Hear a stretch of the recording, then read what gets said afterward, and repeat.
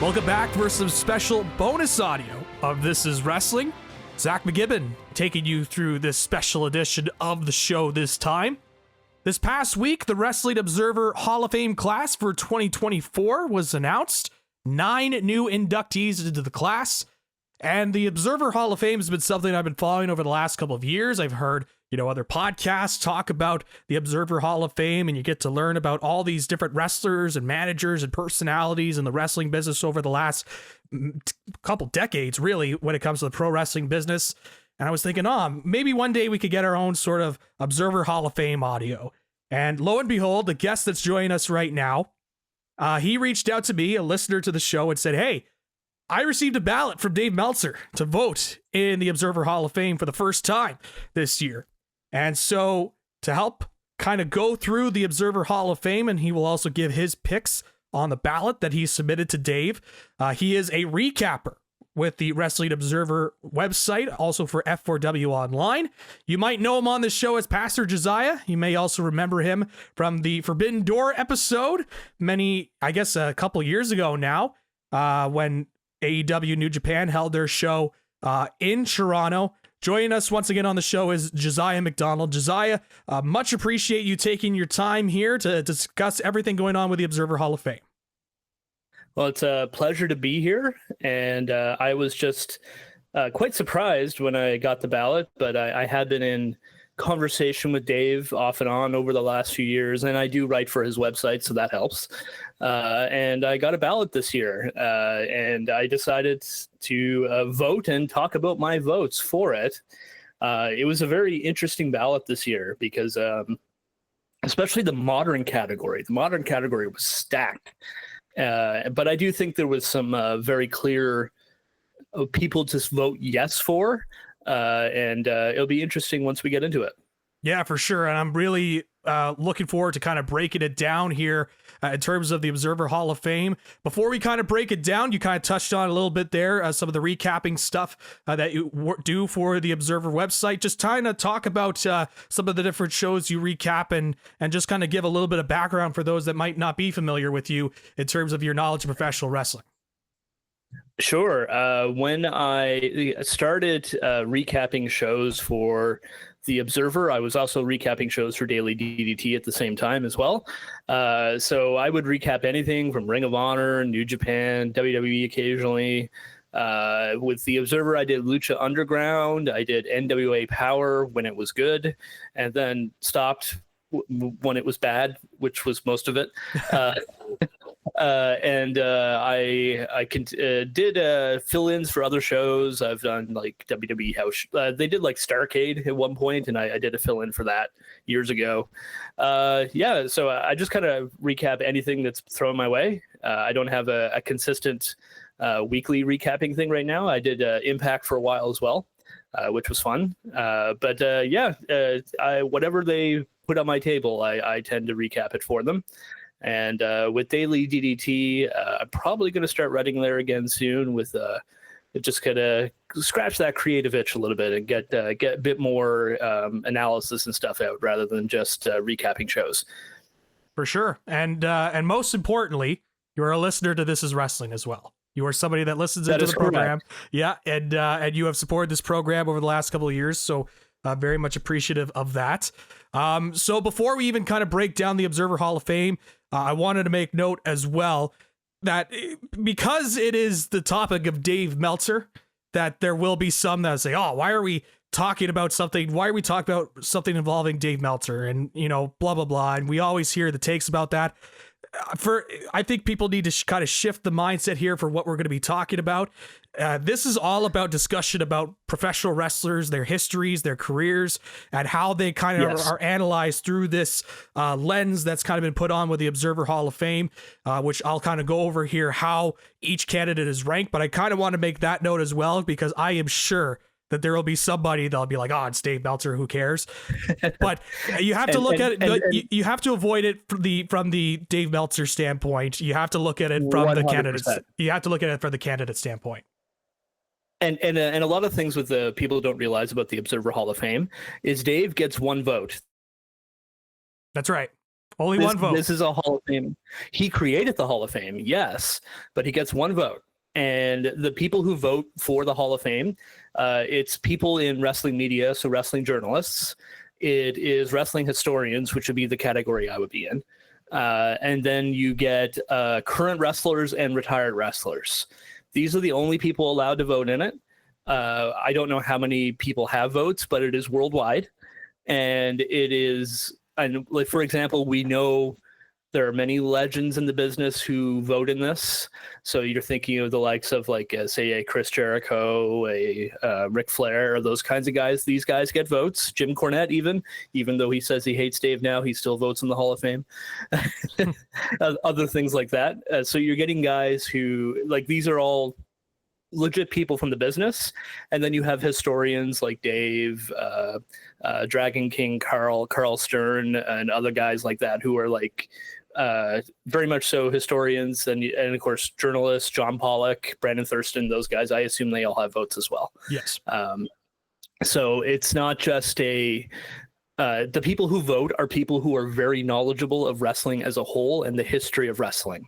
And you have to display that knowledge to Dave enough that he would be willing to give you a vote. Yeah. And given that it's also like all the guys at the top of the card in current wrestling get a ballot. Let's just put it that way. Yeah. So it's not like this is just a club for people who follow the Observer newsletter. This is given to people who are in the industry or very knowledgeable of it. In terms of Hall of Fames go in professional wrestling, it is probably the most legitimate Hall of Fame. Yes. Because it is voted on. And the standards, it's modeled after the MLB Hall of Fame. Yep. So similar voting standards and all of that. Yeah, and I think you did a great job as well at kind of breaking down how the voting is done. To get voted in, you need to get 60% of the vote from your specific region or time frame. Those regions would be U.S. and Canada modern, U.S. and Canada historical. Historical would be considered anything before 1993. Japan, Mexico, rest of the world, and there's a section for non-wrestlers like managers, promoters, television announcers, owners, referees, musical composers, belt makers, you name it, they will be in that list. And so if they get 60% of the vote from those that voted in those sections, they are able to get in. And they are voted on 3 separate categories. So kind of talk about that a little bit, Josiah, in terms of the categories that these candidates are looked under. Sure. So the categories, I bring them up here. We want to look at the prime consideration of drawing. The prime consideration if it's a wrestler. Mm-hmm. If it's a promoter, it's the success they've had. There's also longevity, how long they've been wrestling. And I believe the third one is their value to the industry as well. Mm-hmm. So all those things are looked at. This is what Dave writes on the introduction to it. Longevity should be a prime consideration rather than a hot 2 or 3 year run, unless someone is so significant as a trendsetter or a historical figure in the business or valuable to the industry that they need to be included. However, just longevity without being either long-term main eventer or a top draw and or top caliber in-ring performer should be seen as relatively meaningless. That is the other category. If you're a top-level performer, you should be considered as well. Mm-hmm. Ideally, you want a mix of all 3: longevity, draw, and top caliber performer. There are exceptions to that in that if you're just a great draw for 2 or 3 years, but you're such a spectacular draw, you have to be in. And this will surprise some people, but one of the guys who is The Rock. He was a part-time performer from like 2003 onwards, 2004 onwards. And he really only had his peak performance in 2000 to 2004, just a few years. But The Rock is a prime example of an historical candidate who had a short peak. Although he's still drawing now when he comes back, so he's a bit of a different story as well. But you know, he didn't have a lot of years, and he went in before he became the draw that he is now. Right. This was before he became the movie star. He went in because he was such a significant draw in those about 3 years. So that's just an example there. But also in-ring quality matters a lot. There's a guy we know from last year who was not really a draw, in any real sense, but he was such a spectacular in-ring performer. You have to put him in, and it's Tomohiro Ishii. And so he went in last year because he's such an unbelievable wrestler in the ring that he can't really be denied. And he's been doing it for 20 years now at that level. So there's little considerations like that as well. Yeah, and for those that want to kind of look at it from a historical standpoint on that in-ring stuff as well, you mentioned more of a recent example with Tomohiro Ishii. Another one that is kind of most famous would also probably be Dynamite Kid in terms of just in-ring. So just kind of to give an example, because Dynamite Kid's peak wasn't very long, but he was so significant, and in terms of his in-ring work and how he influenced so many wrestlers that he had to go into the Hall of Fame. So if you watch a Dynamite Kid at his peak, you will see so many wrestlers emulating him. Yeah. So many. It's kind of like a Tiger Mask as well. Yep. His famous rival. Yeah.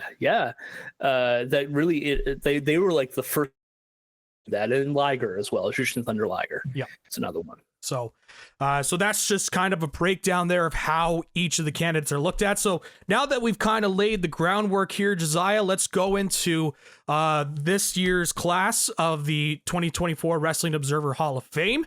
We'll start from the top. The person that got the most votes in their category, Roman Reigns, number one, coming in at 67%. I'm going to round up some of the numbers here. But Roman Reigns comes in at 67%. Shingo Takagi coming in at 66% in the Japan region. Paul Orndorff finally getting into the Wrestling Observer Hall of Fame at 64%. Johnny Rougeau, a historical candidate, very much well known in the Montreal area and in the Quebec wrestling scene during his time. He gets in with 63%. The Young Bucks get in on their second year on the ballot with 61%. Los Hermanos Dinamita for Mexico coming in at 61%. Cima getting in from Dragon Gate for many, many years. He comes in just by a vote at 60%. Johnny Saint also getting in by a vote, 60%. And then Bobby Davis, who I'm very excited to kind of break down this candidate with you, Josiah, here in a moment. But 60% as well, also getting in by a vote for the historical category. So 9 new inductees into the Observer Hall of Fame. I guess just to kind of start things off, when you read the inductees there, Josiah, how did you feel about this year's class? I thought it was a really good class. I'm not familiar with all the people that went in. The Lucha is something, it's a bit of a gap in my knowledge. I know some of Lucha, but I don't know a lot of it. I considered voting for Johnny Saint, but I wasn't as familiar enough with his work for that. But 5 out of the 9 candidates are people I voted for. So I felt quite happy with the overall. Voting those who didn't make it but came close as well. Yeah, absolutely. So let's before we kind of break down your ballot here. Actually, you know what? Let us break down your ballot here. Who you picked? I know you kind of touched on a couple of the people that got in were people you voted for. Let's kind of take a look at your ballot, and then we'll really kind of break down some of these candidates here. Sure. And bear in mind, some of the ones I voted for, I only have like a superficial knowledge of. I never actually saw some of them wrestle. I just know where like the impact that they had. And the non-wrestler ones, I can pretty much justify all of them because they're all important for different reasons.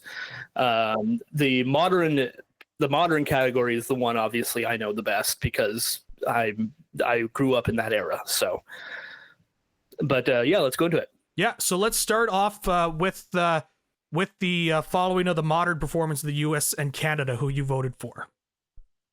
Okay, so for the modern performers, I voted for the Young Bucks, Paul Orndorff, Becky Lynch, Jon Moxley, CM Punk, Roman Reigns, and Cody Rhodes. And you were allowed a maximum of 7 in that category to vote for. You used up to 7. Yes. Let's go through some of the bigger names here and just kind of break down why you chose them and ultimately how they made the ballot. I think the number 1 would be Roman Reigns in terms of the discussion around him. I heard a lot of talk of both sides of the aisle of why they would vote for Roman Reigns at this stage, why they wouldn't vote for Roman Reigns. You are somebody that did vote for Roman Reigns. What ultimately made you decide to vote for Roman Reigns into the Observer Hall of Fame? So it is quite funny in this. I don't watch WWE. It's not my product. But you can't deny the draw Roman is right now. WWE is in their hottest period since the 90s. And they are red hot because of two people. And we can add a third to that. But the two people are Cody Rhodes and Roman Reigns. And the third is The Rock, that helped really put them over the top. But Roman is a top draw right now. Now, if we're talking like 2019, I would not have voted for him. And maybe even last year, I wouldn't have voted for him. But in this last year, we've seen WWE take off as a red hot promotion again. And I don't think it's deniable at this point that Roman is one of the key parts of that. And he's one of their biggest merch movers. He's consistently in the highest rated segments. Every show that he's on does better in ticket sales. The guy's a draw, and he deserves to be in the Hall of Fame. He is an all-time great draw for WWE. It is a bit ironic that it took them turning him heel to do it, which is what everyone said back in like 2015. But they finally got there and they did it, and now he's their top babyface other than Cody Rhodes. It's quite amazing. And he's a good worker, not the best, but he's good. And he's a part of their best storylines right now. I can't. I would be very wrong of me to not vote for him just because I don't watch the product. I study the product enough. I study like wrestling enough that I know this guy is a world-class draw, and he's one of the biggest draws in the history of the company. I don't know how anyone could vote against him. How about I give the dissenting opinion then on Roman Reigns, just to kind of get some people thinking and talking, because as listeners will know, like, I do not have an observer ballot or anything like that. This is just something that I've been following along. But what would you say to the counter argument? While yes, he has been in a drawing position for the last, let's go with 2021, 2022, over the last couple of years, that the dissenting opinion has been, well, you know, that you mentioned 2015, 2019. I think people underrate just how destructive those years were for WWE, and Roman was the face of that. And so do you think the recent years that have kind of helped rehabilitate him for you, and saying, okay, yes, there was that early part of his career where it was destructive, and, you know, say what you want about Roman, how much it was him and how much it was the company. At the end of the day, he was still the face of that brand, that product and that company. I'm guessing, just based on what I'm hearing, is that you kind of view the last couple of years as him more of rehabilitating himself, and those previous years do not weigh too much on you in terms of your final decision to get Roman into the Hall of Fame. Yes, because when you can't, those first few years were bad. And they were really bad for WWE. Anyone who watched WWE in that time period, if you thought that stuff was good under Vince, you're just wrong. It was terrible booking. And Roman was pushed as the uber Hulk Hogan style babyface that Vince has always tried to push, and it never works because no one is Hulk Hogan. The only guy who came close was Cena, and Cena's not Hulk Hogan. And Cena, to be fair, was a draw, but he hasn't drawn the way Roman has in the last few years. Like I think Roman is the biggest draw they've had since Steve Austin. And it's largely has nothing to do with Vince McMahon. Well, a little bit, because the heel turn started under Vince, but the direction of the last 2.5 years is firmly under Paul Levesque's hands, and I'm not even a fan of Triple H that much as a booker, but I can't deny what's working. And I'm trying to remove myself from it because but I'm trying to be as unbiased as I can, because Roman is a draw. And I think the last few years undid all of that. I mean, he's been phenomenal for them since, and he still is. We'll see how that ends, and maybe I'll regret that vote in a few years' time, but I don't think I will. There you go. I have interesting analysis there. I will say, as somebody who does not have a ballot, who does not have a say, but if I did have a ballot, I'm not sure I would have voted for Roman this year. I still feel like there's more that could have been done with Roman. I think a lot of that success that's kind of been credited to him, I think more should be more deserved for Cody and Sammy, because you look at the start of that too. You look at the start of that bloodline story, and it really wasn't catching anybody's attention. It was then the addition of Sami Zayn that kind of took it to that next level, and then Cody coming in as the big star and going up against Roman Reigns. And then The Rock put it over the top. That's right.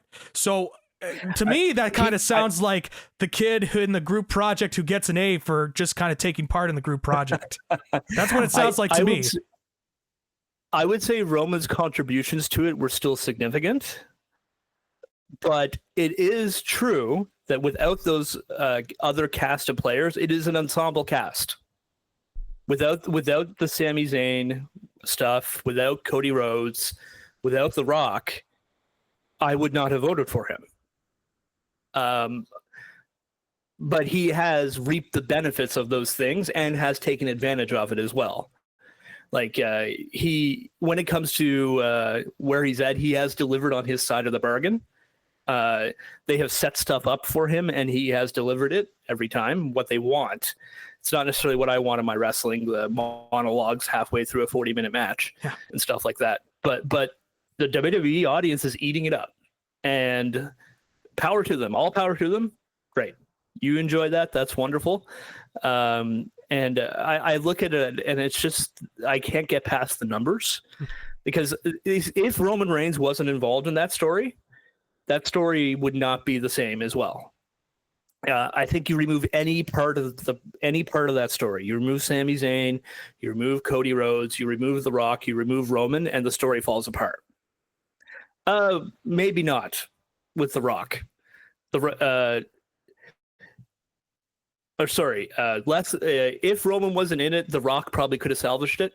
Now that I think about it, but The Rock is the exception. Yeah.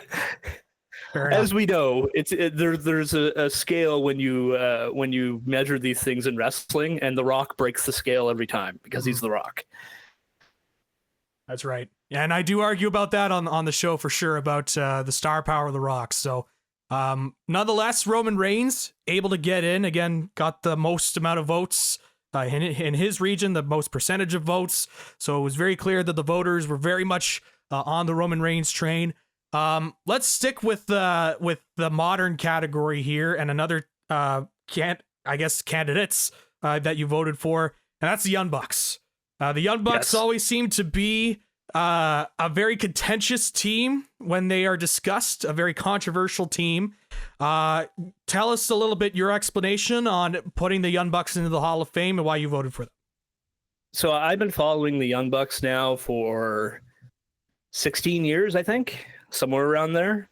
Back in their Indies days with PWG and Ring of Honor, and when they were Generation Me and TNA. So like I've known these guys for a long time. And I have been I only grew in my appreciation for their work the longer I watched them.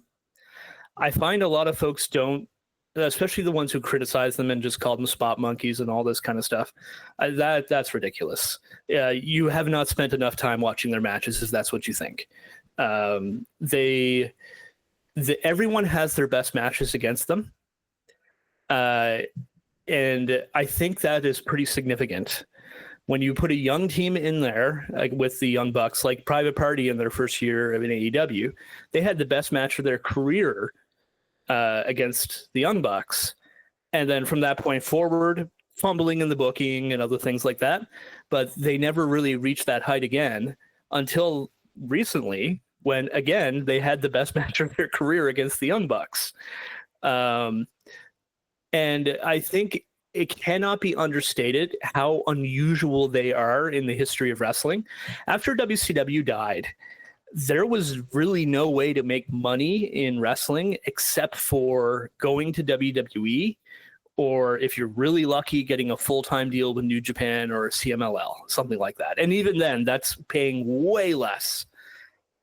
The Young Bucks, in their time on the indies, started to sell merch at a very high level.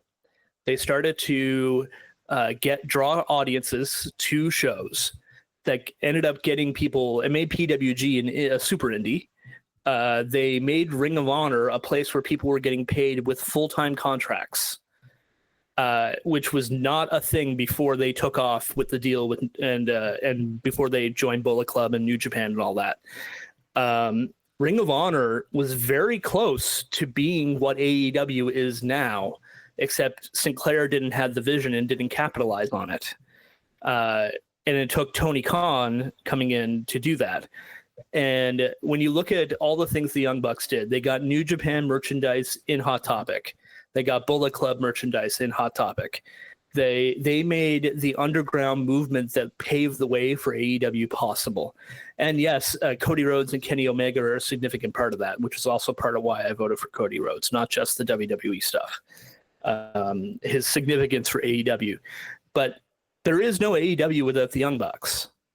And regardless of whatever you think about their in-ring style, or if you don't like their personalities or anything like that, fine. But you cannot argue that their impact on the business has not been a net positive, in the sense that it has created a place where people can actually get paid very well to wrestle.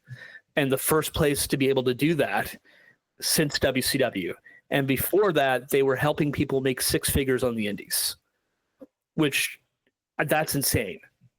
And now they're making millions in AEW for many other people. Regardless of what you think about them on a personal level or their in-ring style, if it's not for you, that's fine. But the Young Bucks are an all-time great tag team, in my opinion, in the ring. But not only that, very few wrestlers have ever had such a positive influence on the business as creating true competition for WWE, where you have guys like Swerve Strickland getting paid millions of dollars as a main eventer when he was an undercarder in WWE, and he never would have rose to those heights.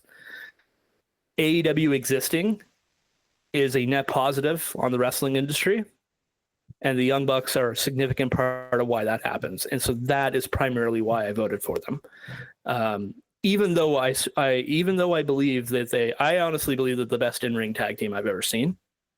But that aside, even if we remove all that from the equation, even if they sucked in the ring, they have done so much to bring jobs to the wrestling business for so many people. I don't think that can be denied.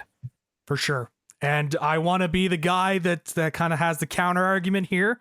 But to me, it was quite frankly baffling that they weren't first ballot last year, in terms of like what you mentioned with the impact, not even just in ring. And I know people will get up in arms. I was shocked. Yeah, I was frankly up in arms that the voters let the in-ring, their thoughts about the in-ring of the Bucks kind of, shade their thoughts in terms of bringing them in. Because to me, like, even if you don't want to look at the wrestling side, and I think, it is the Observer Hall of Fame, so you have to look at them winning a bunch of the Observer Tag Team of the Year awards during their time as well. It kind of baffles me they didn't get in first ballot last year. I think they're one of the greatest tag teams ever. They are one of the highest drawing tag teams ever. And from that argument, it's say, highest drawing. Well, yeah, they are keen to creating a brand new company to be competitive with WWE. Yeah, like, and let's put this in perspective. AEW is more profitable than WCW ever was. And that's going to, ruffle a few feathers, but people need to understand WCW was not profitable for the majority of its run. Really, it was just during those Monday Night War era years. It was their most profitable. Had three profitable years. Yep. In their entire existence. And it was 1997, 98, and 99. Yep. And 90 and 99, they were going downhill too. So yes, it was only the first half of 99 that was actually actually profitable. The second half of 99, they tanked. Yep. And they were losing like $7 million a month, I believe, in 2000. Yep. Like, that's insane. And remember, this is in 90s numbers. So compare that to today. In 2000, they lost like something like $64 million. Yep. Like, that's just insane. That's probably closer to like 90, 100 million today in 1 year. And you look at AEW right now, especially with the TV deal they just signed, they are the second most profitable wrestling company ever, just 5 years into their existence. That's pretty impressive. Yep. And the Young Bucks are a significant part of that. And because of that, there are wrestlers who are getting paid a lot of money that would not get paid otherwise. Yep. Absolutely. So no argument for me there. Frankly, I think they should have been first ballot. I will say, though, if the Bucks didn't get in first ballot, Cody wasn't going to get in first ballot either, and that's what happened. That's exactly what happened. Yeah, that's exactly what happened. We'll break that down in a moment, but I kind of want to round out some of the other modern candidates. It's funny to kind of call Paul Orndorff a modern candidate, but he was in that category, and he did get through after however many years on the ballot, at least over a decade. It's right, and it's only because he never fell off the ballot. Yeah. It's it really is amazing. More people kind of looking into his career, and you know, it's funny as you know, as time kind of goes on and you look more into Paul Orndorff and you look into his career, and really he kind of gets lost in the history of the WWF because everybody talks about Mr. T, everybody talks about Roddy Piper, but they don't really talk about Paul Orndorff. And really, he was one of the guys that was one of the highest drawing opponents for Hulk Hogan during the rise of Hulkamania. And, you know, the big event that happened in Toronto, Ontario, Canada, a Yud Lever stage was in attendance for that show back in 1985. You look at all of that. I truly believe if the big event was on pay-per-view or you know, closed circuit television or whatever, that I think that would get, you know, or it was renamed to WrestleMania, that I think more people would look favorably in terms of Orndorff. And then you add on to the fact that he was a guy that drew with high level opponents and Ric Flair and Jerry Lawler in Memphis and, you know, toured different territories and was a top guy and was considered one of the better workers of the era. You know, as kind of time has moved along and more people learn about Paul Orndorff, I think more people realize, hey, this is a guy that's a Hall of Famer and he's had a Hall of Fame career. He was a tremendous worker. Tremendous in-ring worker. And that first year of Hulkamania, if he's not on the house show loop with Hogan, I'm not sure it would have drawn as well. It would have drawn, there's no question, because Hogan's Hogan. But Orndorff was an essential part of that equation. And he was a huge heel in that time period. And you go and watch him, even as he declined into the 90s, the early 90s in WCW, you watch the guy work and you know, his arms atrophied because of the neck injury and all that kind of stuff. But you watch him work, the crowd hated him. He got so much heat, even in the 90s. And he'd be working with these mid-card baby faces in WCW trying to make some guys. Go watch his match with Cactus Jack, and I think it was from Super Bowl III in 1993. I think you'd be right, yeah. Like, that match was awesome. And it was a hardcore brawl. It was great, although Cactus in Mick Foley style took a whole bunch of insane bumps. That helped, but no shocker there when it Orndorff, comes to Mick Foley.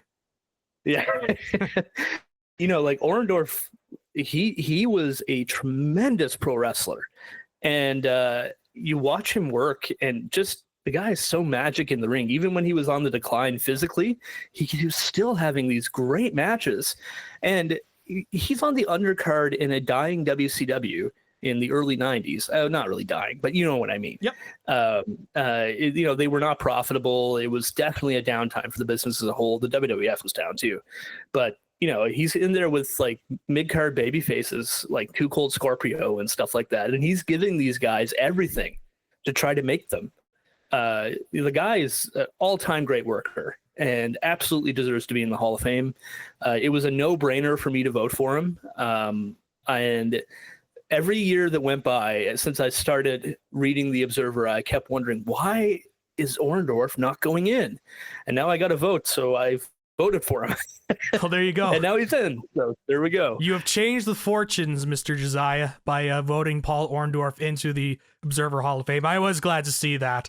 As I kind of looked deeper into his career and listening to all the shows and learning more about Orndorff himself, the more I learned about him, and the more, especially to me, really for me, it's the Hulk Hogan stuff that really puts it over the top for me. Like, 100%.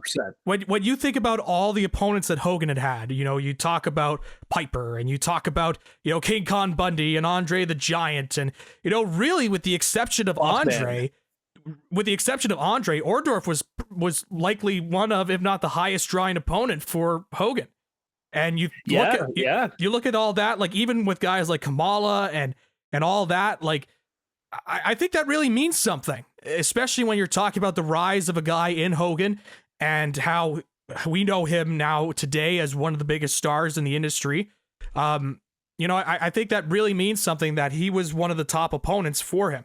So absolutely. And then you add on to the fact, like, the work that he put in, being one of the more higher level workers of his era, and also being a guy that could draw when needed to. He wrestled in the NWA, and he was somebody that wrestled Ric Flair, and he wrestled Jerry Lawler, and he wrestled a bunch of these, high level names in different promotions and different territories. The more I read up on him, the more I was like, man, this guy needs to go in the Hall of Fame. So I was glad to see him be able to get in. And so those were the modern wrestlers that were able to get in. Let's quickly talk about Japan. So I mentioned, Shingo Takagi and Cima getting in for the Observer Hall of Fame. Who did you vote for, Mr. Josiah?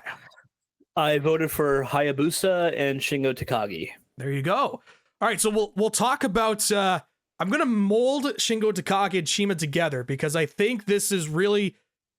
I think Takagi was going to get in either way, considering his run in New Japan, but this was also kind of a vote for Dragon Gate and legitimizing Dragon Gate as something significant for the scene, because Cima was able to get up super big from 23% in 2023 to that 60% mark this year. What did you kind of make of that there, Josiah, in terms of, Dragon Gate really kind of getting represented this year in the Observer Hall of Fame? So I had 4 votes in this, and I actually considered very strongly voting for Cima for the same reasons that I voted for Shingo, but it was Shingo's New Japan stuff that put her over the top. That said, and it's actually part of the reason why I voted for Hayabusa as well. The modern style in pro wrestling that all the top workers work, except for a few that don't work that way. But you look at like the Kevin Owens, you got in AEW, even the John Moxleys, Kenny Omegas, all these guys heavily influenced by Cima, Hayabusa, and Shingo Takagi. A lot of people don't realize Shingo's been around a long time. Yeah. He doesn't look as old as he is. He's like 41 now, but he's been wrestling since he was like 16 or 17. And somewhere around that range, maybe 18. Mm-hmm. But he was a part of that like hard impact main events style for Dragon Gate. And then you have Cima, who was the junior. So Shingo was the face of the heavyweights in Dragon Gate, and Cima was the face of the juniors.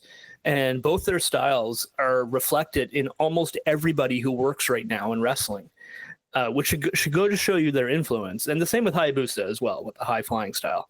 I mean, Will Ospreay, but that's all we have to say for that. Right. And I look at those guys, and you see the massive influence they've had, and it's the influence they've had is extended beyond who has seen them.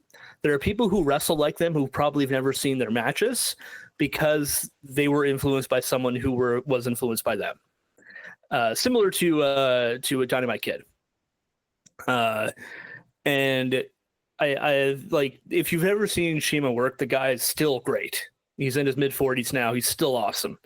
And Shingo, of course, is one of the best workers in the world today, and a top draw for New Japan. And I'm very pleased they both went in. And I think it's a true recognition of how important Dragon Gate has been. If Ring of Honor is probably the most important independent promotion in the history of the United States, Dragon Gate's probably one of the more important ones for Japan. It's not. I wouldn't say it's the most important. We can argue FMW and other companies like that, War or anything like that, but Dragon Gate's up there as massively influential. DDT actually is another one. People won't like that. Yeah, but it's true. They are heavily influential. But yeah, I think that was a testament to their how important they are in terms of their in-ring style. The Cima was never a major draw the way Shingo is, or the way like a guy like an Okada or a Tanahashi is, or Kenta Kobashi or Misawa. But you look at Shingo, and he's a top guy in New Japan, and I believe Cima was the one who trained him. Yep. I could be wrong on that. I think you're right. Animal Hagaguchi as well. Yep. And actually, I'll look him up here in a second while we do that. But yes, what are your thoughts on it? Yeah, I was happy with I was especially happy with Shingo. I've always enjoyed his work. It's a running joke on the show that Shingo Takagi is my guy when it comes to going out there and having great matches for New Japan. And I think of all the great matches he had with Will Ospreay, and he just continues to have, fantastic matches to this day, especially for a company in New Japan right now that's kind of in a rebuilding zone where they've got newer guys that are coming through the system, going through the pipeline. And he's one of those guys that's kind of old, reliable. You're going to throw him out there and he's going to get a great match coming from Shingo Takagi. And, it kind of goes back to that whole Dragon Gate style with Cima. I don't think people realize just how influential that Dragon Gate style is. A lot of your favorite wrestlers, like I'm thinking guys like Ricochet, Pac, you mentioned Will Ospreay as well. Those are all guys that have been through that system or have an influence from that system. The Lucha Resu, as they call it, combining Lucha with Puro. You could go all the way back to, you were kind of just mentioning Ring of Honor earlier, that famous 6-man tag match for that Ring of Honor show. The Dragon Gate 6-man tag. That's right. I think that's a highly influential tag match as well, in terms of bringing that style into the States, and a lot of those guys kind of taking elements from those from that match and from those guys and having it into a lot of today's wrestlers. And so I purely look at Cima as a historical significance candidate. I know that there is elements of the drawing that I think you wish you could be a little bit more, because while Dragon Gate wasn't necessarily drawing 1,000 people or anything like that, it wasn't exactly, they weren't drawing 15,000 people or they weren't drawing big crowds at the Tokyo Dome, but they were drawing decent crowds across Japan. I can think of some 7,000 to 8,000 seat, crowds, which is no small number, but I don't know if that's a Hall of Fame number. I think it helps them a little bit, but really I look at Takagi and I look at Cima in terms of Dragon Gate. Takagi, I think I would vote more for Takagi than Cima, but I look at Cima as more of an influence vote. And let's talk about Hayabusa a little bit, because he is somebody that I think he's one of the coolest looking wrestlers ever. Like, just a guy that you look at and you see, the scars that are over his body, the mask and the gear. And everybody talks about whenever they, put in a tape, they would always hope it'd be a Hayabusa tape back in those days. So I think another influence vote. I think it also should be noted as well that among the active wrestlers that voted, I believe Hayabusa was number 1, if not number 2. I think that really means something when it comes to an influence vote. He's definitely going in eventually. Yes. Yeah, and the argument against him is that he wasn't really a draw in a major promotion in Japan. But I mean, you look at all the guys influenced by him, and his in ring too. Quite frankly, he was quite sloppy at times. Yep. But he was just amazing to watch, especially at the time. Because he was doing stuff no one else did, and unfortunately, he broke his neck doing it. Yep. But you look at the massive influence he had on the Japanese wrestling scene to this day, and really worldwide. I mean, the high flying style of wrestling, you can kind of pinpoint some of the major influences, and like Shima is one, Hayabusa, Dynamite Kid, you got Tiger Mask, you got Rey Mysterio, you got Jushin Liger. Those are kind of like your major influences on the high flying style for the modern wrestling. But they should all be in the same discussion in terms of, at least in terms of the influence, not necessarily the draw, but in the influence, yes. And Hayabusa was such an incredibly innovative worker. It didn't always work. Sometimes he crashed and burned. He's a little bit like Sabu, although I would argue he was a better worker than Sabu. I would agree with that. But Sabu was also, like, I don't think he'll get the flowers he probably deserves for the bringing in that kind of hardcore high flying style that he did. But him and Sabu were very similar. Although Hayabusa was the better athlete by far, and the better worker. Yes. So Hayabusa is at 53% for the votes. He was 7% off from getting that 60%. He'll be a guy to kind of keep an eye on for next year as well. So interesting Hayabusa discussion there. Couple more categories want to roll through here. Let's go into historical. And the main historical guy that got voted in was Johnny Rougeau. And Bobby Davis. We'll talk about Bobby Davis here in a moment. But first, kind of go over who you picked. Again, 7 was the maximum for the Hall of Fame. Who are the people that you picked for the historical performers there, Josiah? So I voted for June Byers, who is kind of from the Mildred Burke era of women's wrestling. Wild Bull Curry, Junkyard Dog, Cowboy Bob Ellis, Archie the Mongolian Stomper Goldie, Sputnik Monroe, and the Von Erichs. There you go. And so I noticed no Johnny Rougeau in your picks. So you could now take the time to rescind your Canadian card, not voting for the Canadian into the Hall of Fame. I did vote for one Canadian. Oh, that's true. That's true. You did vote. Mongolian Stomper. That's right. Mongolian Stomper is a Canadian. So you know what? I'll keep it back. It's on a short leash, I will say, but nonetheless. So what kind of made you decide not to go for Johnny Rougeau in this sort of round? What did you feel about the candidates that you voted for that kind of overtook Johnny Rougeau for you? To be fair, but I felt like that was the category that I was weakest on in terms of knowledge. But the ones I looked up, it was just like I saw what they were doing in the territories, heard about their draws. I was also listening to like other podcasts breaking down each candidate, and so the ones I picked. And to be fair, I knew no one was voting for Mongolian Stomper, but I'm from the Maritimes, and he was big in the Maritimes, so I felt like I had to vote for him. Fair enough. So being a Maritimer myself, even though I live in Ontario now, I anyone who comes through Grand Prix was a draw in Emile Dupree's Atlantic Grand Prix. That is someone I'm going to be inclined to vote for, just because I'm from that area, and I would hear stories about the Stomper, and they were talking about Archie Goldie, but they only call him the Stomper.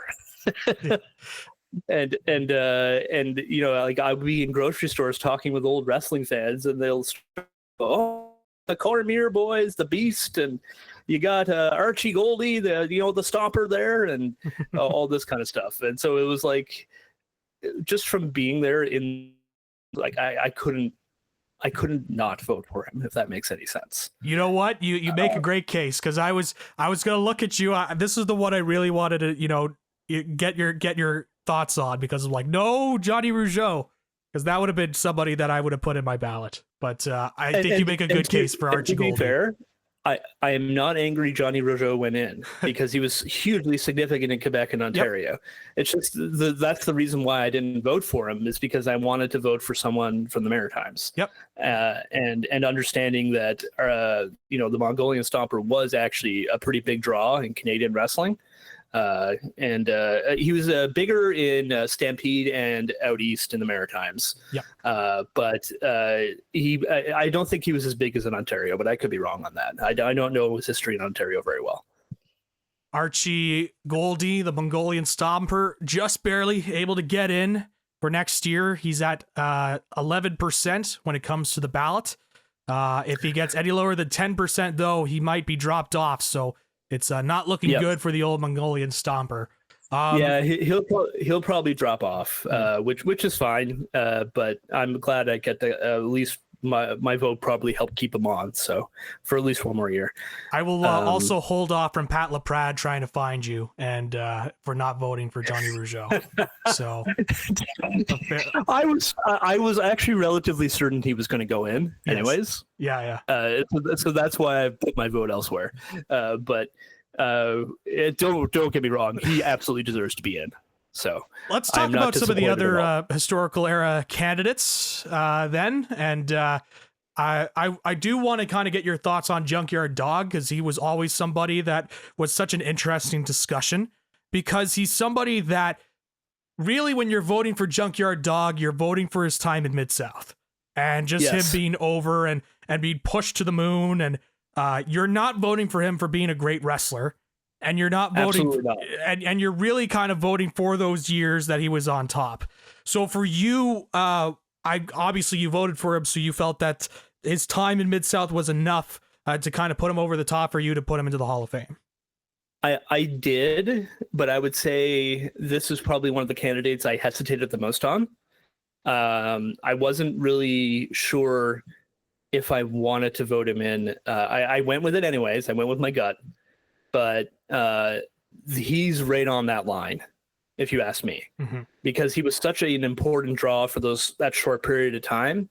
And he was an okay worker at his peak. He was never great. But in that time when he was a top draw, he was a big draw for Mid-South. And I just, seeing some shows from that era and all that, but then you compare it to what he did in the WWF, and it wasn't even like half as good as what he did in Mid-South. So I'm almost talking myself out of voting for him next year, right now as I'm talking about it. But he's one of those guys that's on that line for me, and it really depends on how many other candidates there are that I think are worthy of a vote. I don't know. I voted for him. Because I felt it's just enough, but it really depends on how you value what he did in Mid-South compared to everything else. Mm-hmm. And how you kind of view Mid-South in the grand scheme of the territories at that time in terms of significance. And I think there are some that do look at Mid-South as one of those premier territories, along with like a Jim Crockett or the WWF at that time. Kind of looking as one of the more premier territories. And you look at JYD, and he was somebody that was a top guy, helping to fill up a lot of seats at the Louisiana Dome and at the Superdome there. So he's always been such a fascinating candidate because, again, you look at it just from a pure drawing perspective, and there is certainly a case to be made there. And really, if he didn't get into the issues later in life, and if, he had the chance to go to the WWF as part of the Hogan run, but was kind of primed to be somebody that could be a number 2 and number 3 to Hogan, but never really kind of got to that spot. And then we could just ignore everything in his time with WCW afterwards. That shouldn't even be talked about. Yes. So really, when you look at JYD, you're looking at that 4-year period in Mid-South. And so he's always been a fascinating candidate, because there are people that are staunch, this, we need to get Junkyard Dog in because he is a significant candidate, and he's also a big time draw. But I could see the argument the other way in terms of, longevity is a big thing when it comes to the Observer Hall of Fame. And also, the fact that his in-ring ability, I think you calling him as peak okay is generous personally. I think he was never the greatest wrestler. But to be fair, I am a pretty generous guy. I try to be as nice as I can. That is true. That is true. That's why I've known you for so many years, Josiah. Is your generosity. So I will give you that. I just put up with all the Zach McGibbon nonsense. well, look, it's kind of like a pattern. You put up with my nonsense, I put up with Lee's nonsense, and it kind of works as sort of a pattern here, right? So we all kind of put up with each other, and then the cycle just continues, right? So, I wanted to get your thoughts on JYD because I think he's such an interesting candidate. And obviously, you voted for him this year. Another one that was kind of interested to see how he would kind of fare in this year's Hall of Fame class are the Von Erichs. Kevin and Carrie and David specifically are candidates for this year. What made you kind of decide to vote for the Von Erichs? So individually, I don't think I could vote for them. But I think collectively, as that trios where they feuded with the Freebirds and all that, like that was red hot with WCCW. It was a very short-term red hot, but I think it was red hot enough to consider them as valid candidates. Obviously, the movie Iron Claw pushed them into the public consciousness again, even with the movie's inaccuracies. I thought, like, to be fair, their peak was before I was born. It was like 1983 and 84, I believe. That was their peak. I would even say 82, yeah. Yeah, 80, yeah. So that was before I was born. So I'm only seeing it as someone who has lived in a world after that peak. But I grew up even watching wrestling in the 90s, hearing about the Von Erichs and hearing about how hot WCCW was. And that's from a guy in the Maritimes in Canada, as far removed from the Texas territories you can get. And the WCC, wherever WCCW ran all over the place, the Sportatorium. Yep. Dallas. In Dallas, yes. I heard about that in the Maritimes when the WWF and WCW was all that existed, really.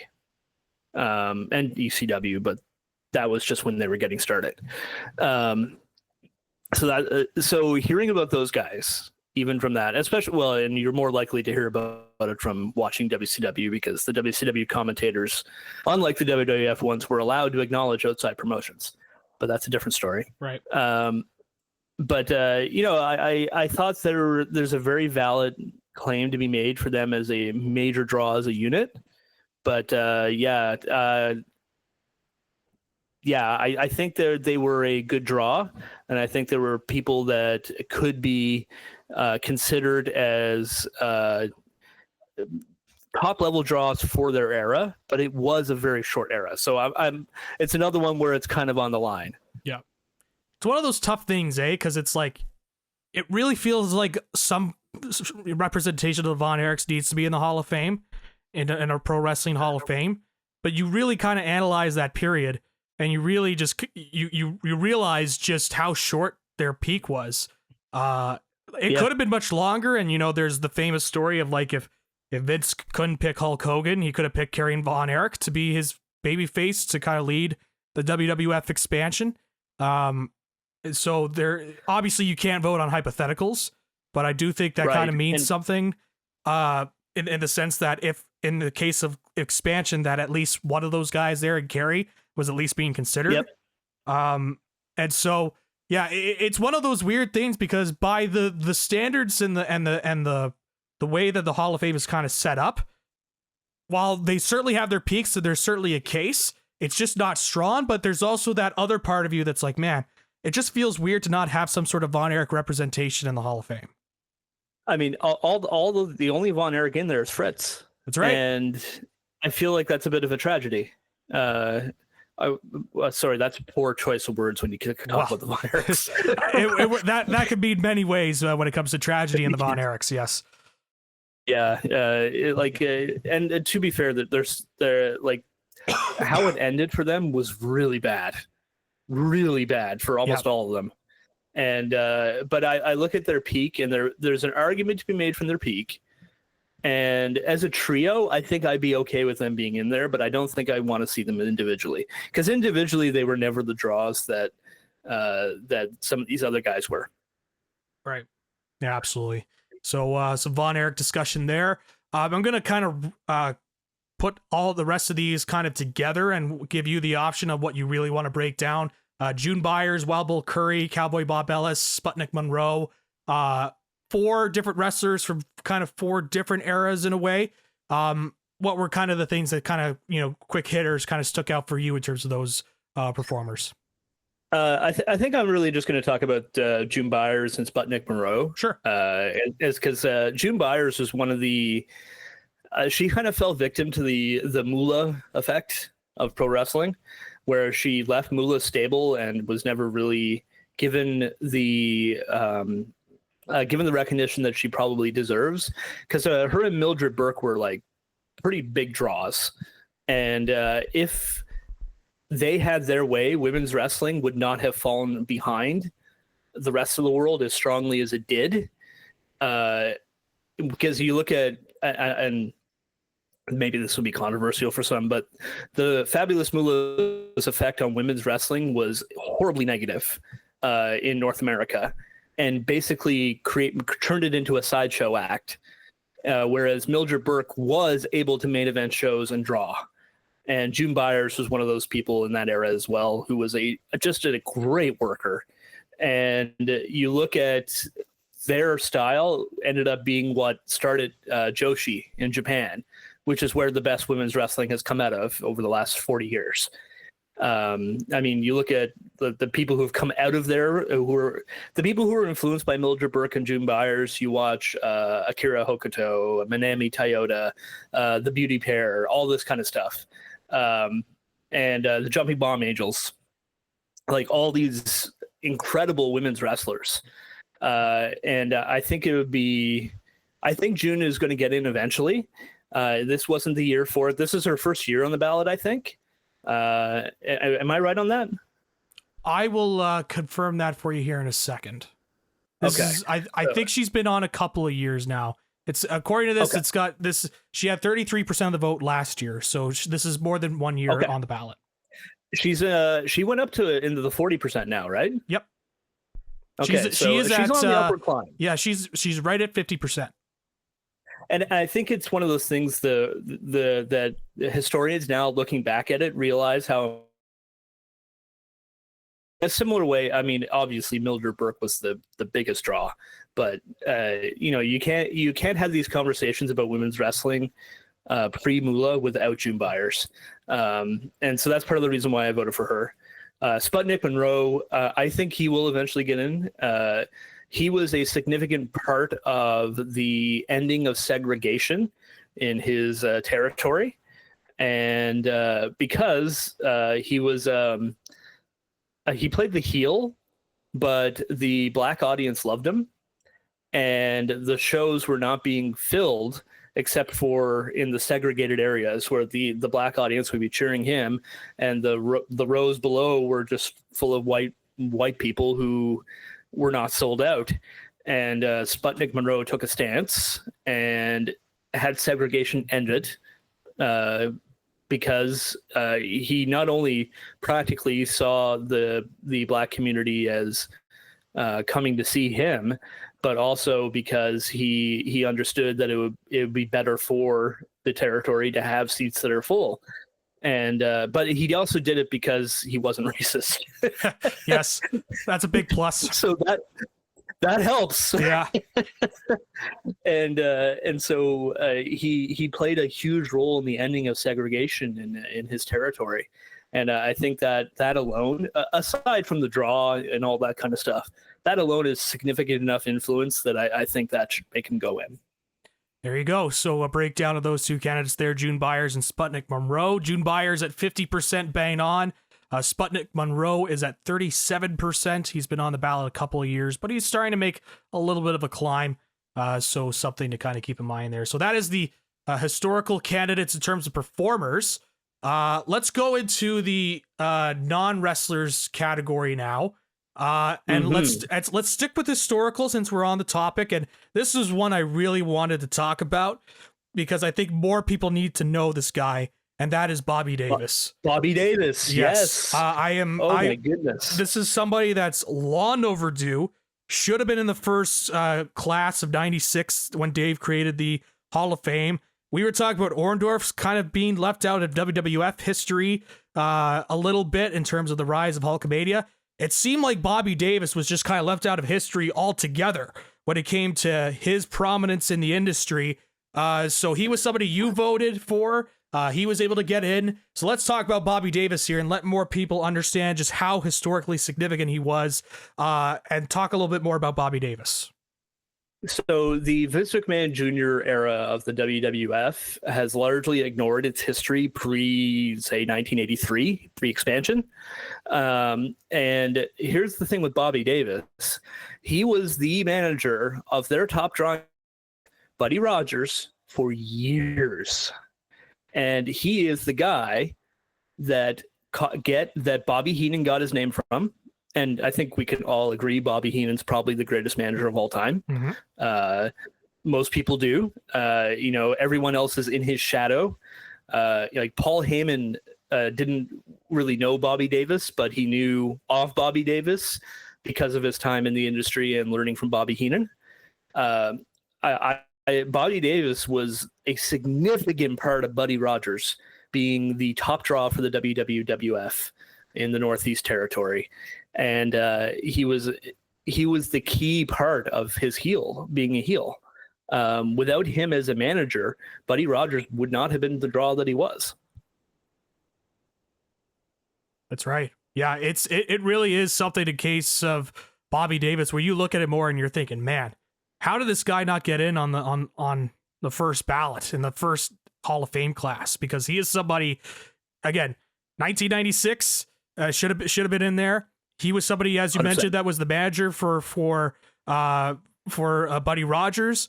And you look at the mold of the manager. You mentioned with Bobby Heenan, Paul Heyman has talked about it. Jim Cornette as well has talked about Bobby Davis being kind of everything he learned about being a manager was through what Bobby Davis set.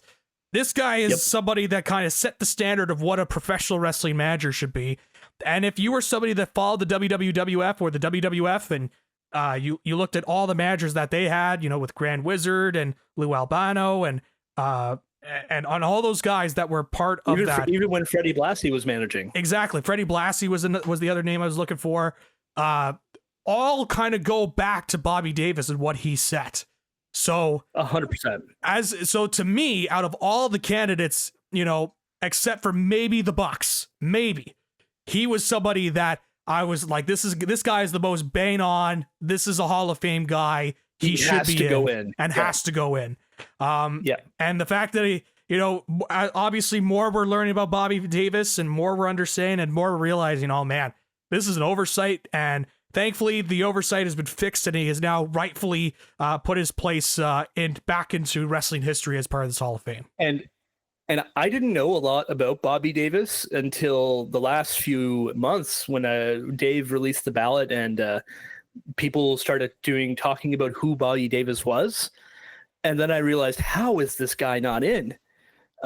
Because he is the prototype for every single manager that you've seen since in North American wrestling. Mm-hmm. And that's not an exaggeration. Like you even go into the 80s, you got number one Paul Jones, you got who great but still heavily influenced, you got Gary Hart and all these, although Gary Hart was a bit of a different animal because he was kind of that intimidating kind, but Paul Ellering, all these guys, every single person that is managed has been influenced directly or indirectly by Bobby Davis. And if you don't have him in your Hall of Fame, something is very wrong.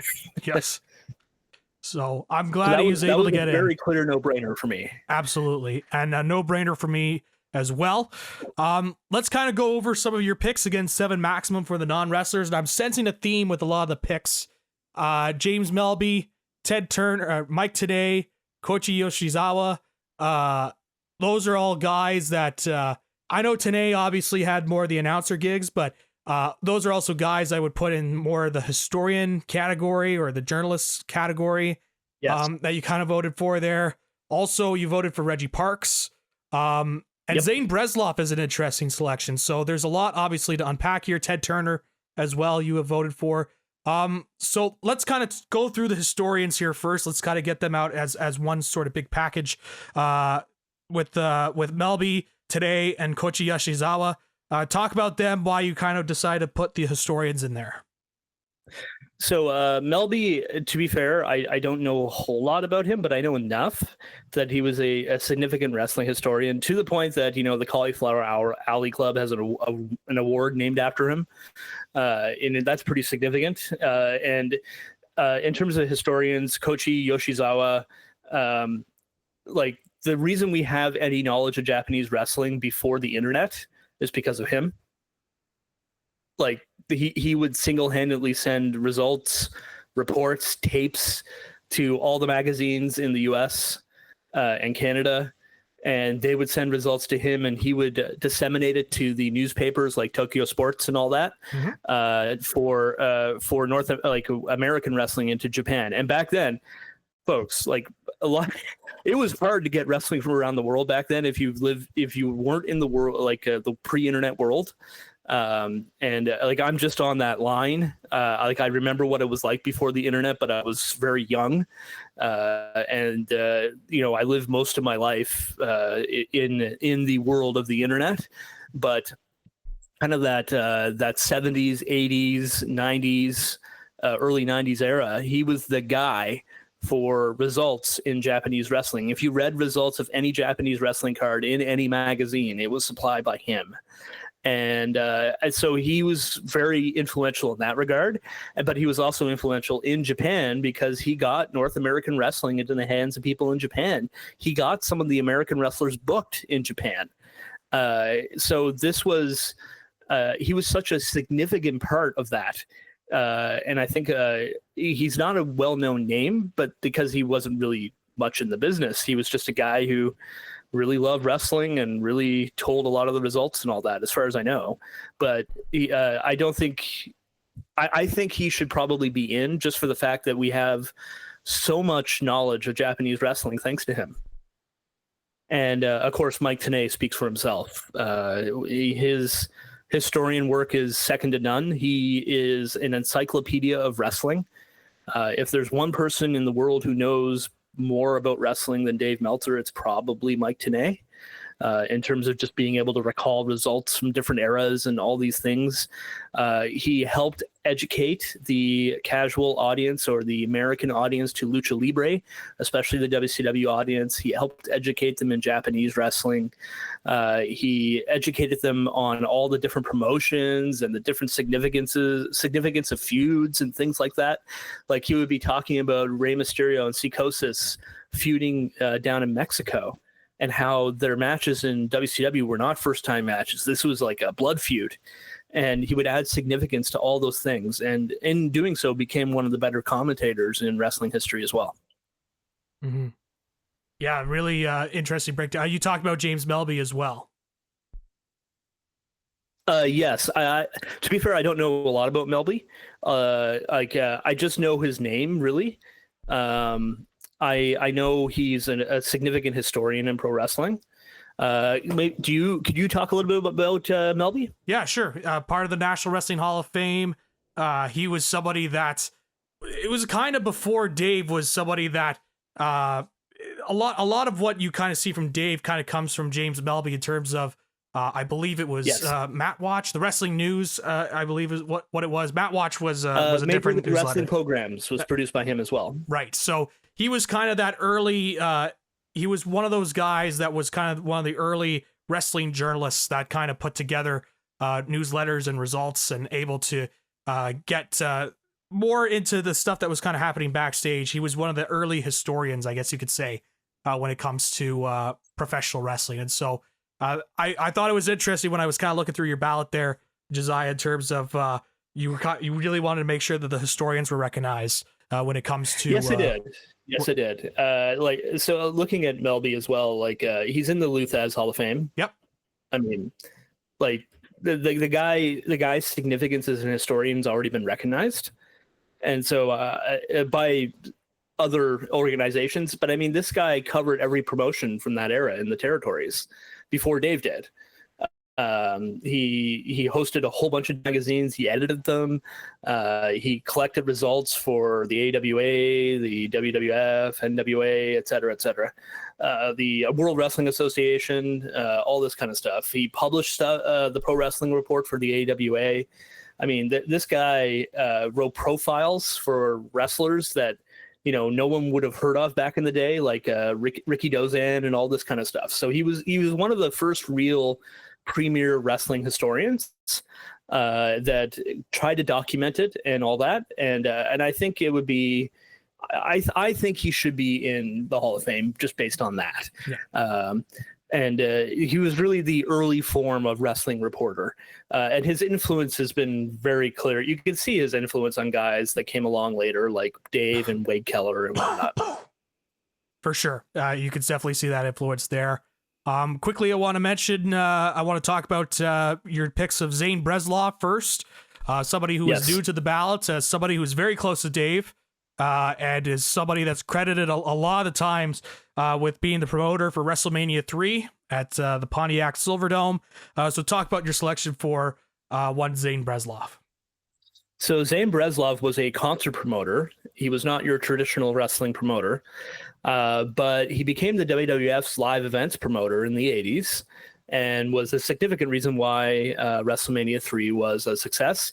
But then he went on after that to be hired by WCW. And he did what he did, which was promote locally. He was the king of local promotion. And the reason why, actually, this is a funny story, but in the 90s, you know, that DX skit that said WCW was giving away free tickets for Nitro and that kind of stuff? Yep. They weren't at that time. That was a lie.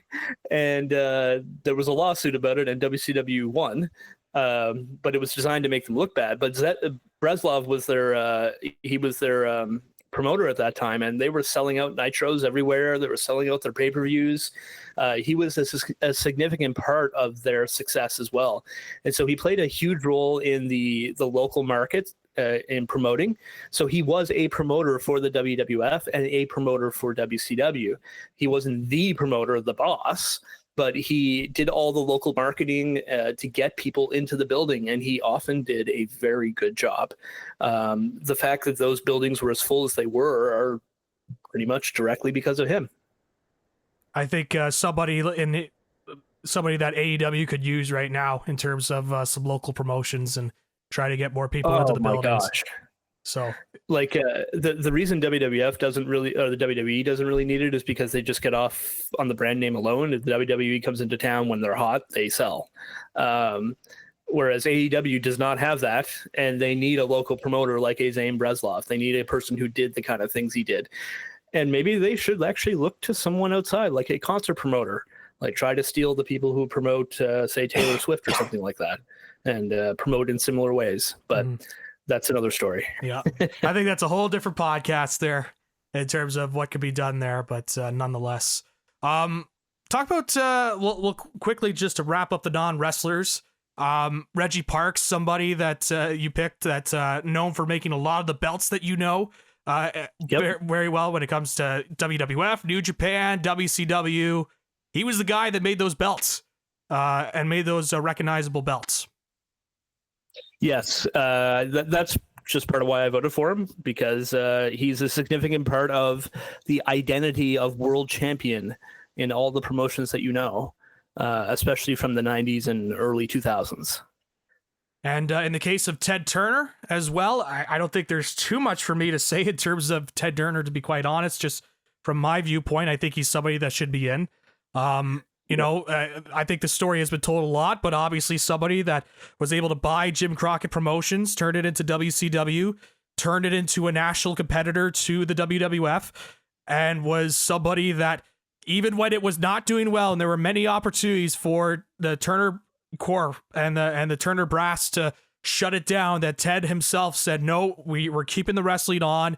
They are important to my success, and I owe it to them. And so we're going to keep the wrestling on. And somebody that kind of kept a competitor to Vince, and was also helpful in, running an organization that, was part of the big Monday Night Wars in the late 90s and even into early 2000s, if you want to argue as well. But even then, you could even go earlier than that, to him putting on Georgia Championship Wrestling on the Turner networks and in the 70s. Yeah, in the 70s. So I think there's a lot of big time influence from Ted Turner in here. And if you were to ask me, I think he's a surefire Hall of Famer. Yeah, Ted Turner has to go in eventually because there is no wrestling on national cable without Ted Turner. He was the first guy to do it.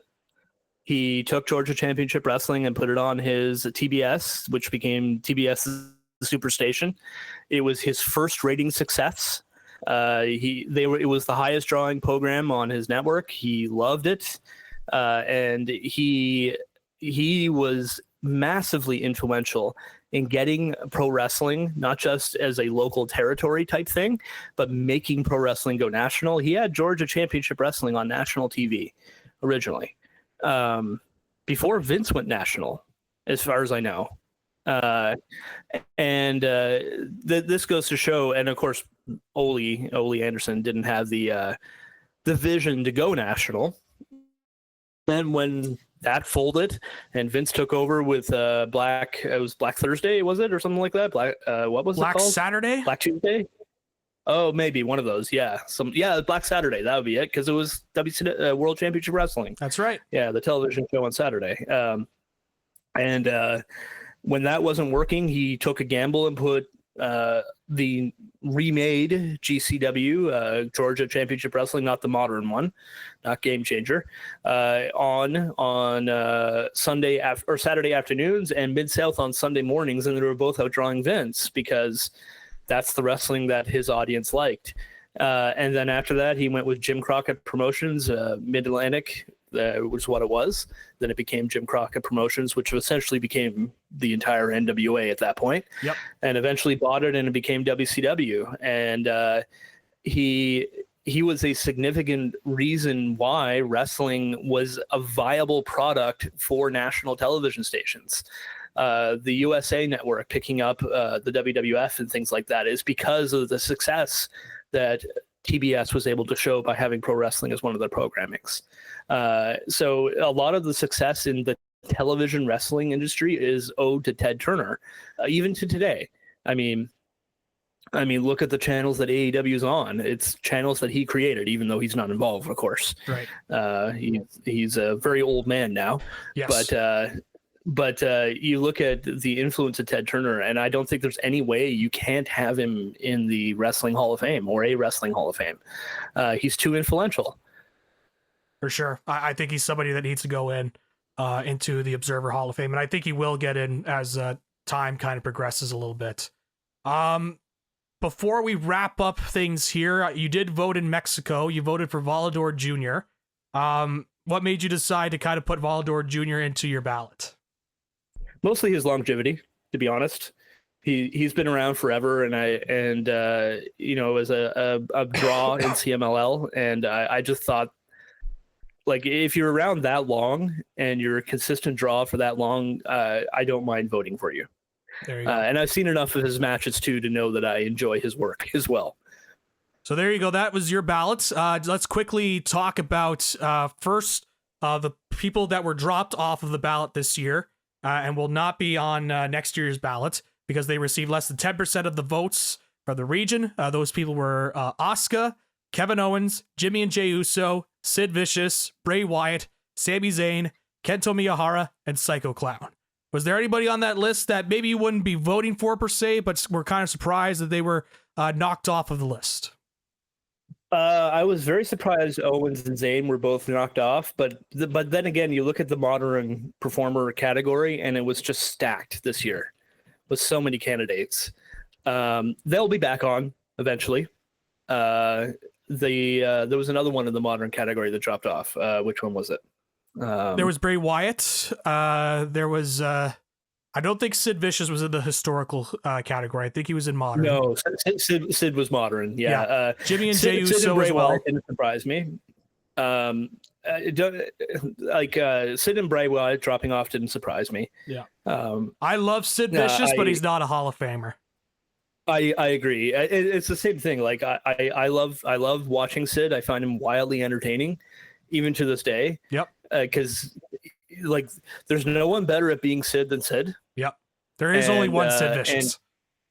There is only one Sid, and every promotion could use a guy like Sid. Yep. Even if he's not the greatest, he's just compelling. Like that's the only way I can describe it. It will either be an utter disaster or awesome, but he's compelling. Yeah. But he's not a Hall of Famer. Yeah. And I know people will get angry about Bray Wyatt. I don't think he's a Hall of Famer. I think he was tremendously creative and entertaining. When he worked with great workers, he had great matches. And it's a tragedy what happened to him, but I don't think he's a pro wrestling Hall of Famer. Me neither. Which is why I didn't vote for him. Yeah. But I mean, like, it's so sad because he died so young, and there's so much more he could have done.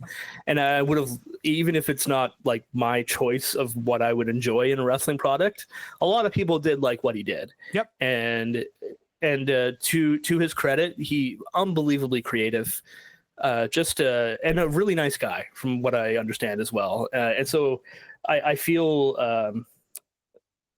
very sad about what happened to him, the tragic young death, especially leaving his family behind. But I don't think he's a pro wrestling Hall of Famer. Any thought to the Usos at all? Sorry? Any thought to the Usos at all? Jimmy and Jey Uso. Oh man, they're a hard one, because being a top level tag team in WWE is a really difficult place to be because they don't really care about tag team wrestling. I think if they went elsewhere and had a run in an AEW or a New Japan, just a short run, they would be voted in. Yeah. I couldn't vote for them this time around. And it's not their fault. They are incredibly talented. They're good workers. They're very fun to watch, but it also doesn't help that they're being compared to a tag team like the Young Bucks. Yeah. I actually think if they had a match with the Young Bucks, it'd be awesome. Me too. Like, I don't think there's no way that would be a bad match. But you're in a category that's really, really hard. It was just the wrong year for them. Another year, they might have been better, but it was just the wrong year. And dropping off from next year's ballot due to the 15-year, 50% rule, Huracan Ramirez from the Mexico category. Will be dropped next year if not getting at least 50% is Spiros Arion. Added to next year's ballot, I'm interested to hear if there's any sort of name that sticks out for you that you might be interested in. The new names that are being added next year: Masaki Mochizuki, Bill Dundee, Gorilla Monsoon, Jesse Ventura, Io Sky, Gilbert LeDuc, Drew McIntyre, Steve Gray, Ted Boy Marino, Les Kellett, Los Infernales, which is the team of El Satanico and Parada Morgan and MS1, FTR, and Mercedes Moné. So that's an interesting list, because there's a lot more in the international than the modern category being added. I think if Mercedes and Io Shirai go in, Becky Lynch needs to go in too. I was actually kind of disappointed she didn't go in this year, because she's such a significant draw and still is. Like, if she shows up, ratings will pop for her segments. I don't think I could vote Mercedes yet. I don't think I can vote for Io Shirai yet, because Becky hasn't gone in. If that makes sense. Yeah, if as soon as that one person goes in, that kind of sets the stage for everybody else to go, and I got you. Yeah, and it's like Becky's the biggest draw in women's wrestling ever. Maybe some people will dispute that, but I really don't think it's even close. I think she's the biggest draw in the history of women's wrestling, and she needs to go in. And then once she goes in, we can start talking about the other candidates. In terms of the other ones going on the list, I would need to research a few of them, because some of them I just don't know. El Satanico and Parada Morgan is an interesting one. I think there's a chance they go in. There's a chance. If it's their first time on the ballot, I would say probably not, but there's a chance. They were a pretty significant tag team. So that would be an interesting one to see where they go. Mhm. I think I need to find some of their matches too, and just get a more well-rounded opinion on them. Yeah. In terms of the modern candidates, I don't see myself voting for too many different folks than I already voted for this year. Yeah. Um, And let's kind of like tie that in too, because let's look at the candidates that are at 50%, because those will be the ones that people will keep an eye on for next year as potential yes. candidates for next year. So the ones that were in 50%, we mentioned a couple of them already, but we'll start from the top. Bobby Bruns in the historical category, Junkyard Dog, which we've talked about, Hayabusa we've talked about, Doral Dixon from Mexico, he's at 53%. Ted Turner we've talked about. CM Punk is an interesting discussion. He is. He's a very interesting discussion. He's at 52%. June Byers we talked about at 50%, and Jose Torres also at 50%. How Punk's year goes in the next year, I think, will be very determinative of whether or not he gets in. Yeah. It's undeniable the guy's a draw, and I voted for him. Like, again, this is me removing my own bias and things like that. I'm not a fan of how things went down with AEW, both on Tony Khan's side and CM Punk's side. I'm not a fan of how it went down for either guy. But the guy's a draw, and he's a good performer, and he had a pretty good year in WWE, even when he was injured. He was doing some interesting stuff. So he's just so compelling when you watch him on your screen. He's just one of those guys. And this is what we called Sid compelling before. Punk's like that, except he's a way better worker. A way better worker. Oh, yes. And it is funny because there is the Sid comparison, because he will flame out like Sid would. But Punk was a bigger draw, I would say, than Sid. And significantly bigger draw than Sid. And a much better wrestler, too. On both the indies and in the WWE and in AEW, he was their biggest draw, and now he's still a big draw in WWE again. Like, in terms of drawing power, I think that's been proven for him. Yeah. It's the question of longevity, but I mean, the guy's still relevant. He stepped out of the business for 7 years, and he comes back and he's just as relevant as he was. That's pretty testament to his drawing power. Like, not very few people could do that. And one of the only guys that could was The Rock. And I'm not saying Punk is that level. He's not the same level as The Rock, not even close. But the fact that he's able to walk in and be a main eventer instantly is impressive. Yep. And I think the resume is strong enough for Punk. I don't know if he'll go in, but he will have my vote again.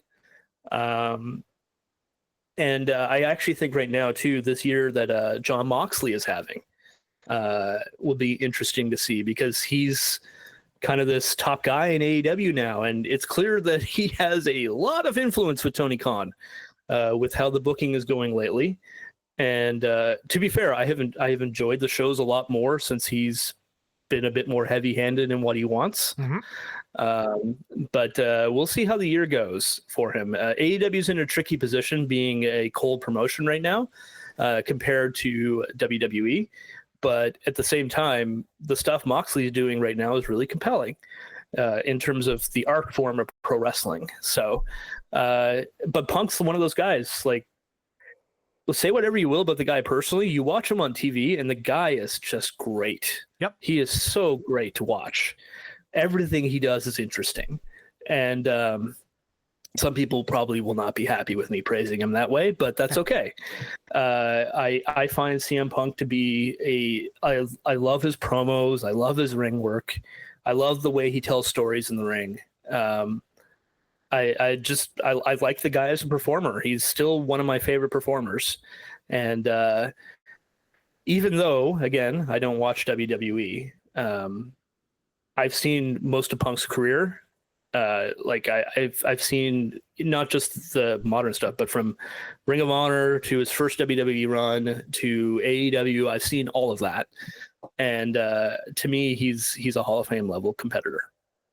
I agree. I think he is a Hall of Famer. I think he's been a Hall of Famer for the last couple of years. The irony is not lost on me that the Bucks got into the Hall of Fame before Punk did. That was funny. I have to admit that did get a kick out of me. I'm not even saying it's wrong. I just find it hilarious. Yes. And somebody else is kind of on the outside looking in. He's not at 50%, but I think he will get a jump. That is Cody Rhodes for next year. Yes. And we touched on it briefly. Like I said, if the Bucks weren't getting in first year, I don't think Cody should have gotten in first year either, if we're going to go by that standard. But I think he's somebody that is also a Hall of Famer.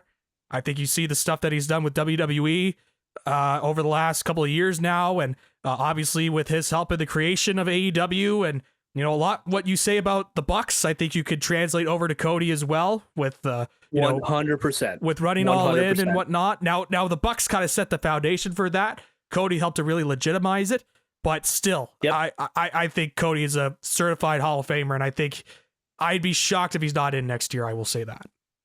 I would be shocked too, and I'm voting for him again next year. Like Cody Rhodes is a no-brainer to me.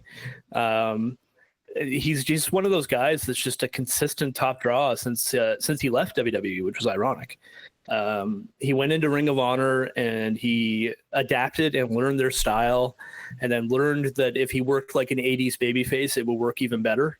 By the time we got to All In, and he just figured out how to be a draw, how to be a main eventer, because someone finally gave him the chance to.